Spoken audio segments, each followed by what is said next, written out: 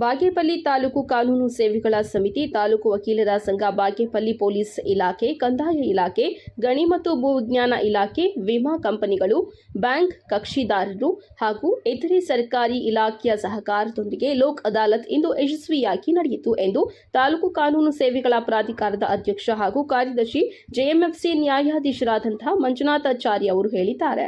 ಇಂದು ಪಟ್ಟಣದ ಜೆಎಂಎಫ್ಸಿ ನ್ಯಾಯಾಲಯದ ಆವರಣದಲ್ಲಿ ಲೋಕ್ ಅದಾಲತ್ನಲ್ಲಿ ಪತ್ರಕರ್ತರೊಂದಿಗೆ ಮಾಹಿತಿ ಹಂಚಿಕೊಂಡು ಮಾತನಾಡಿದ ಅವರು, ಪಟ್ಟಣದ ಜೆಎಂಎಫ್ಸಿ ನ್ಯಾಯಾಲಯದಲ್ಲಿ ಕಾನೂನು ಸೇವೆಗಳ ಪ್ರಾಧಿಕಾರ ಹಾಗೂ ತಾಲೂಕು ವಕೀಲರ ಸಂಘದ ಸಹಯೋಗದಲ್ಲಿ ನಡೆದ ವಿಶೇಷ ರಾಷ್ಟ್ರೀಯ ಲೋಕ್ ಅದಾಲತ್ನಲ್ಲಿ ಕೈಗೆತ್ತಿಕೊಂಡ 1288 ಪ್ರಕರಣಗಳಲ್ಲಿ 788 ಪ್ರಕರಣಗಳನ್ನು ರಾಜಿ ಮೂಲಕ ಇತ್ಯರ್ಥಪಡಿಸಿ 17,12,294 ರು ಇತ್ಯರ್ಥಪಡಿಸಲಾಗಿದೆ ಎಂದು ಹೇಳಿದ್ದಾರೆ.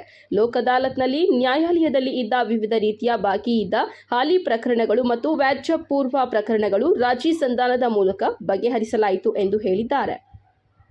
ಇದೇ ಸಂದರ್ಭದಲ್ಲಿ ವಕೀಲರ ಸಂಘದ ಅಧ್ಯಕ್ಷ ಮಂಜುನಾಥ, ಉಪಾಧ್ಯಕ್ಷರಾದ ಸಿ ರವಿ, ಕಾರ್ಯದರ್ಶಿ ಜಯಪ್ಪ, ಖಜಾಂಚಿ ಬಿಂದು ಕುಮಾರಿ, ಹಿರಿಯ ವಕೀಲರಾದ ನರಸಿಂಹಾರೆಡ್ಡಿ, ವಕೀಲರಾದ ಶ್ರೀನಿವಾಸ್, ಬಾಲು ನಾಯಕ್ ಹಾಗೂ ಸಾರ್ವಜನಿಕರು ಇದ್ದರು. ವರದಿ ಗೋಪಾಲರೆಡ್ಡಿ, ನಂದಿ ಟಿವಿ, ಬಾಗೇಪಲ್ಲಿ.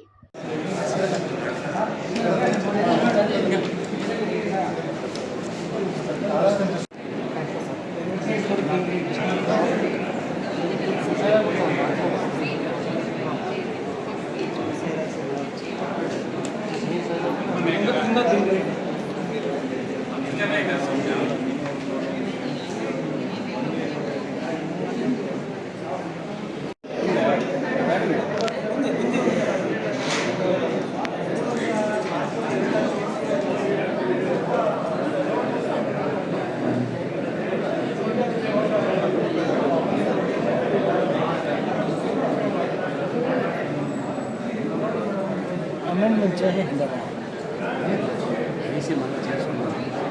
అడ్మిషన్ కింద అంతే.